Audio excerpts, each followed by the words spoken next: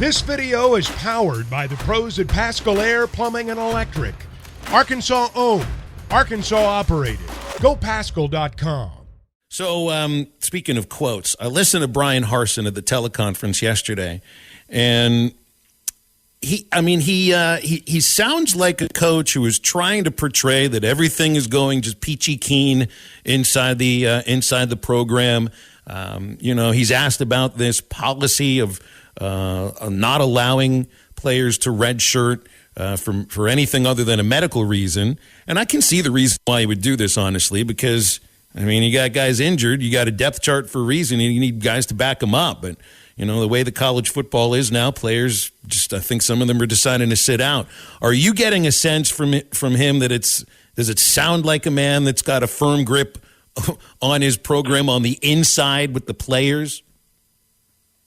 I don't know the reality. I think he's definitely trying to, continue the perception that, he's the head coach and he's in charge. Most people have him fired. A lot of people had him fired before the year started. You think about what's it been, 6-7 coaches have been fired at programs like, Wisconsin, Colorado, and Georgia Tech. And I forget some of them, but I want to say, on those hot seat lists to open the season, I know Dennis Dodd does one for CBS, and I'm sure there are others.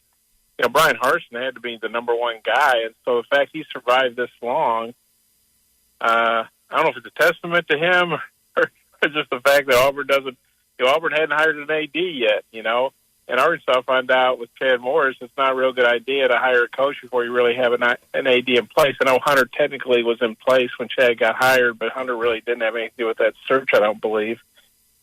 And so I know Auburn fans, they're probably, and players for that matter, probably waiting to see who the new AD is. But I think we'll all be shocked if Bryan Harsin's Auburn's coach next season. But, if you don't fire a guy during an open day where they've lost 3 straight games, I don't think you're going to fire him. And really, there's not an obvious guy to replace him. If Derek Mason, the former Vanderbilt coach, who was the defensive coordinator last year, if he was still there, my guess is maybe Bryan Harsin wouldn't be the coach anymore. But Derek Mason left and went to Oklahoma State as the D coordinator. So, he promoted 2 guys, and then the guy, I can't think of his name, but the guy he hired from the NFL to be the offensive coordinator, resigned a month into that, before I think spring ball even started. So those, Derek Mason leaving for less money at Oklahoma State, an NFL guy coming in and quitting a month into it. Those were, I think, red flags, and probably why, some boosters probably tried to get Harsin fired last year. In February probably, but.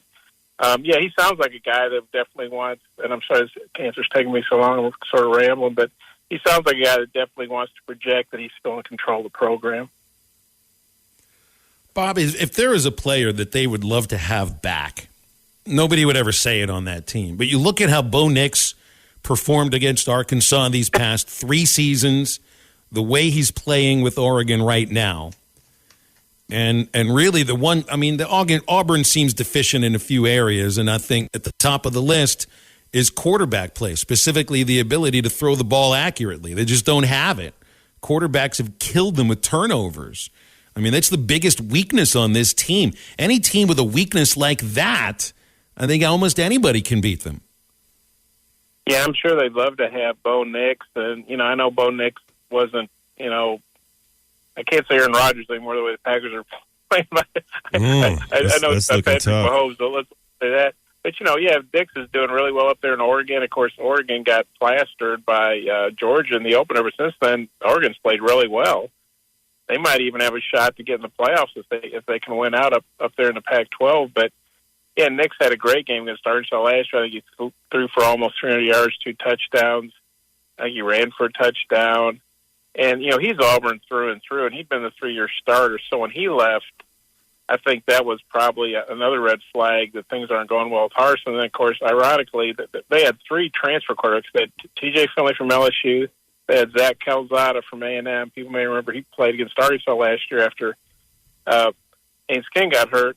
And then they actually had, I don't know if this is a player renamed later, but they got Oregon's quarterback who started for him now, Robbie Ashford. And none of those guys are as good as Bo Nix. And Calzada, he might have been the best of the 3 they have, but he hadn't been able to play this year. I don't think this is just an Auburn thing. Actually, he hurt his shoulder playing when A&M beat Auburn last year. And so I think he was living in the spring, and I guess it just wasn't right. I think it's his non-throwing shoulder, but I'm not sure. But so Calzada's out of the picture. He's not playing. And then Finley got hurt, so they have Ashford, who's a pretty good runner, and I guess he's an okay passer, but he's under 50%. In this day and age, if you're under 50% pass, that's pretty poor. They don't really have a big playmaker at receiver. I don't think they got a pretty good tight end. But, yeah, I mean, I'm sure if Bo Nix were still a quarterback, Auburn might have won, a couple more games. Bob, how healthy is this defense finally, and what do you think the keys are going to be to stopping Auburn from scoring 30 on us this week? Well, I think they're getting healthier. Obviously, unfortunately, I can't get Catalan back, but I think some guys they've been missing, like the Johnsons, Jaden Kyrie and Malik Chavis, who sometimes I say Chavis, but it's Chavis. And hopefully I can finally keep saying that right. And I think Miles Fletcher, I think all those guys could be back, and that'd be huge for this defense. It's still said Auburn's not exactly, the air raid offense, but still you need those defensive backs, the more experienced guys back. And I think if they're back, that means they could do some more things, maybe, rushing up front, maybe turning Drew Sanders loose because he's such a good pass rusher, maybe doing some four-man fronts, because one thing Auburn does do pretty well is run the ball. Tank Bigsby's a quality, experienced runner. He had a big game against Arkansas as a freshman when Arkansas won down there, even though Arkansas should have won based on the bad call. But I think having a healthier DBs will probably and they've also had 2 weeks. Barry Odom's a pretty good defensive coordinator, and he's had 2 weeks to analyze what Auburn's doing. Auburn might come out with some wrinkles, too, because they had an open date also. But I think having those DBs back healthy, assuming that's the case, that'll help them be more versatile up front if they want to do some four-man with some three-man and maybe do some more blitzing. You expect Arkansas to be? I know they use the term balanced when it comes to this. And really, last week, 40 attempts in the air, 42 rushing attempts, and that's the closest Arkansas has been to it being 50-50 throughout the entire season. And maybe part of that would have been the matchup, but I thought also they would just run roughshod. Run the ball against BYU. The going theory here is that Auburn is a team that struggles against the run. But Arkansas showed last week, they can open that passing game up. Do you expect to see that again? Yeah, I think Kendall Browse wants to have balance. I think they're definitely going to, Arkansas is a strong running team. KJ's not running quite as much as he did last year. Obviously, Rocket Sanders having a great year. AJ Green's been solid, kind of waiting to see what happens with Dominic Johnson because he missed, the early part of the season, and he really hasn't been able to get on track yet. Dubinion, the freshman, I know they're real high on him. He obviously had a fumble, but Sanders has had 2 fumbles, although he's also rushed for a career high in both those games where he fumbled and Arkansas won. But, yeah, and the offensive line, we know they're veteran, and they definitely like running the ball and kind of imposing their will on the defensive line. Auburn's got some good defensive players. Derek Hall's a really good defensive end and has caused some havoc with some sacks and tackles for loss. But yeah, I think Arkansas is definitely going to come out and want to establish the run. But, the better they run, the more that's going to set up the pass, Bob, with now KJ's obviously the starting quarterback. With you got Hornsby back there that can do a couple of things. Do you think with that week off, and I'm not trying to say do any gadget plays, but do you think with that week off maybe they have something in there that just kind of in the regular scope of the offense and he gets a couple snaps, or do you just think he's just there just if KJ gets hurt? I can't say what trick plays they might have added. I would be surprised. It would be different if KJ wasn't such a good, effective runner in the red zone, and maybe you put Malik in there for like a red zone package. But, KJ is such a good runner as well as a passer. I'd be hesitant, no offense to Malik, because he obviously did a good job at Mississippi State. I think if something were happening to KJ, they should certainly feel a lot better about Malik going in there and running the whole offense. But if it were me, and of course nobody's asking me, but I would, I just use Malik if KJ needed a break or if he was a little banged up or something like that. Or, obviously it'd be great for Arkansas if they could be in control of the game and give Malik some snaps late in the game. But I wouldn't want to do a special package with Malik because I just don't think that's worked that well. And KJ's such a good dual threat guy on his own. Bob, I heard Brian Kelly on the teleconference. I guess he was asked about the field rushing against Ole Miss. And, the thing that stood out from what he said had nothing to do with paying a fine or anything like that. I think it was people were asking about safety issues when rushing the field. And I guess Nick Saban said he was a little scared. He claimed Jermaine Burton might have been a little scared when he pushed that girl. I don't think that had anything to do with it. I just think he pushed a girl that jumped in front of him. But the thing that Kelly said was that he didn't think that was a win that was worthy of storming the field. I mean, I don't know if those were the exact words that he used, but that's the meaning I gleaned from it. Did you? Yeah, and I tend to agree. I mean, LSU's a program that's won 3 national championships. I think it is since 2003, and they're obviously a storied program. And and Lane Kiffin's done a great job at Ole Miss, and Ole Miss has a lot of history, and they've had some really good games. Matt played against Eli Manning in that epic 7 overtime game, but yeah, I mean LSU. I think LSU might have actually been favored in that game, even though they weren't ranked at the time, and Ole Miss was ranked. I think LSU might have been a slight favorite playing at Death Valley, and so. I mean, LSU to me should not be rushing the field for beating Ole Miss. Maybe if they beat Alabama later, but even then, I mean, I think LSU's a storied program. Like I said, they've won multiple national championships in the last 20 years, and so I don't think they should be rushing the field. Period. Unless somebody hits a Hail Mary or something, and really the rule is there in basketball too. I know that was great for Auburn. I'm really when Arkansas beat Auburn, they were number 1, nobody got hurt. But really, it's in place to protect the players and the coaches and the fans. And it's very unfortunate what happened to that young lady at Tennessee. And I agree.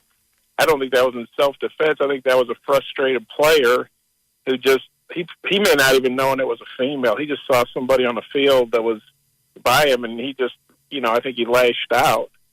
And obviously, if she's not on the field, then nothing happens to her. And I'm not saying that she deserved to get hit or anything like that. But really, and maybe I'm just an old fuddy-duddy, but I wish people would stay off the field and stay in the stands and celebrate because, and it's cool to tear down the goalposts, but, somebody can get hurt doing that too. And a lot of the people, honestly, let's face it, they're intoxicated, and they may, some goalpost might hit them in the head and crack their head open or something. So I really wish people would just stay off the field because, Come on, Bob.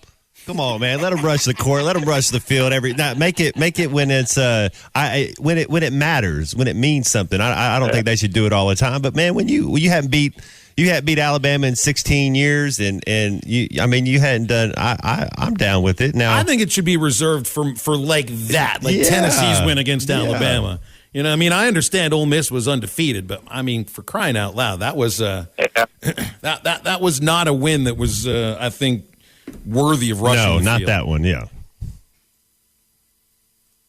Well, like I said, I'm probably the minority, but I guess I'm a law and order guy. Well, what can I say?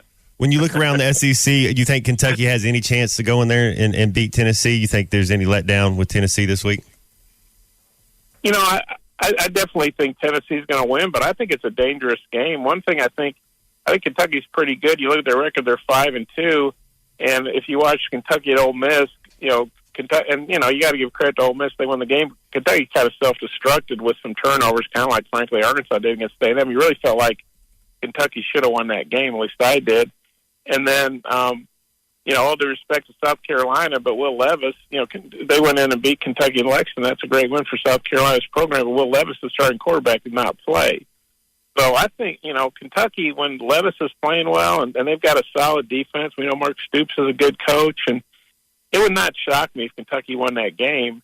And so Tennessee better, and their players, I don't know what their fans are doing, but their players better focus on Kentucky and not be looking ahead to Georgia, because I think that's definitely a dangerous game for Tennessee. Football is back, and BetOnline remains your number one source for all your football betting needs this season. You'll find the latest odds, matchup info, player news, and game trends. And as your continued source for all sports wagering info, BetOnline features live betting, free contests, live scores, and giveaways all season long. Always the fastest and easiest way to bet on all your favorite sports and events like MLB, MMA, tennis, boxing, and even golf. Head to betonline.ag to join and receive your 100% welcome bonus with your first deposit. Make sure to use the promo code BELIEVE to receive your rewards. That's BLEAV. Bet Online, where the game starts.